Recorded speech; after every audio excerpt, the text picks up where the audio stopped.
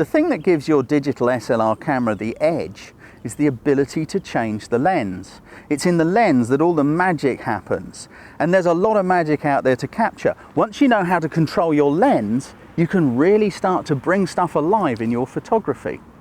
Now, what are the different types of lens? The one you're most likely to get with your camera is a zoom. This one I've got on here is a very standard zoom. It's an 18 to 70mm zoom.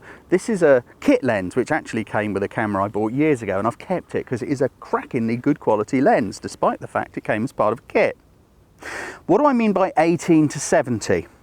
18 to 70 is the power of the magnification. It's how powerful a zoom you're setting on the lens.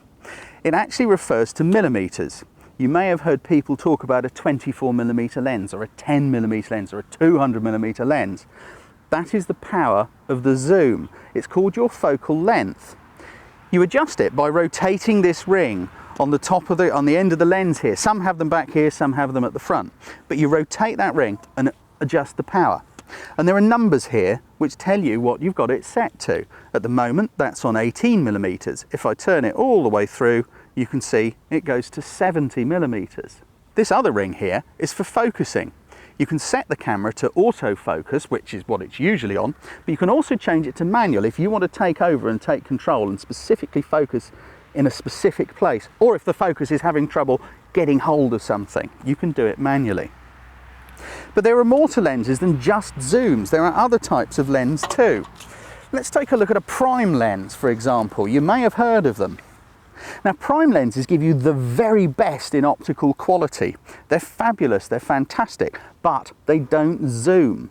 The left hand giveth and the right hand taketh away again. So you've got fabulous optical quality, but no zoom. That means you can't just stand here and be lazy and zoom in on something. You've got to walk up to it or back from it. Now, some focal lengths are better than others for particular jobs. 8500mm is pretty good for portraiture as a rule of thumb. It is only a rule of thumb, it's not a given rule.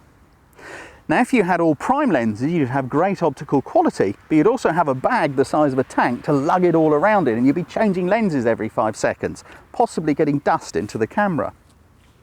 That's what a prime lens is. There are specialist lenses. And if I have a ferret around in here, I've got one somewhere. Here we go. This weird looking lens is called a lens baby. There are all sorts of specialist lenses. Now, focusing, you're choosing what is how far away you want the point of focus to be. So if I was to focus on you there, you are about, I don't know, 12 feet away. I'd twist this around, or the autofocus would choose 12 feet and you'd be in focus.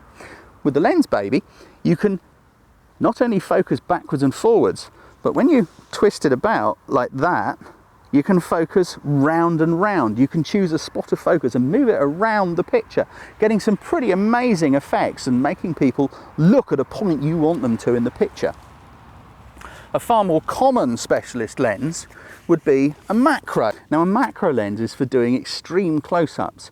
It means you can focus incredibly close to whatever it is you want to take a picture of.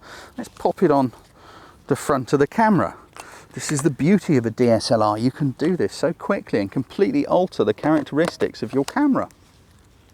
Now, if I set this to its minimum focus, I'm doing it manually. You could do it on autofocus like with any other lens, but I've set it to manual. If I set this to its minimum focusing distance and I want to take a picture of something really close, it doesn't zoom. So you've got to move yourself to the subject. Now, for example, my finger, let's just show you what I mean. I'm just going to do this. I'm going to cheat. Instead of moving myself, I'm going to move the subject, which is my fingernail, which is slightly grubby, but never mind. There we go. As you can see, my fingernail's completely filling the frame. I can focus that close, which is incredible. Once you enter the amazing world of macro photography, almost anything becomes interesting when you enlarge it to that extent. I've got an old Coke can I found on the beach a little way back, and I thought I'd hang on to it for this very purpose. I'm going to pop it back onto autofocus and just balancing it on my knee, just take a close-up picture of a Coke can. As you can see, even a crushed up Coke can becomes pretty interesting. Let's just go back to our old mate, the zoom again. I've got one here. Now this is probably a bit more of a specialist zoom lens. This is a whopper, as you can see, and it is really the domain of the sports photographer or wildlife photographer who's going to need a lens quite as big as this. It's just the same as the zoom lens I showed you at the beginning. Now, you adjust the power of the zoom, the focal length, by twisting this ring here. This one goes to 150 to 500 millimeters. And you can manually adjust the focus by twiddling the ring at the back. Now, this is a very, very powerful zoom, so it magnifies a lot. There's a couple of ferries out over there, and as you can see, they're really quite small in the distance. Now, if I zoom in on them, this one's so powerful I don't need a full zoom to fill the frame with the ferry. There we go. As you can see, I can make that big in the picture. Now, focal lengths are all very good for making far off things come closer, but there's actually a lot more you can do by adjusting your focal length than magnify stuff.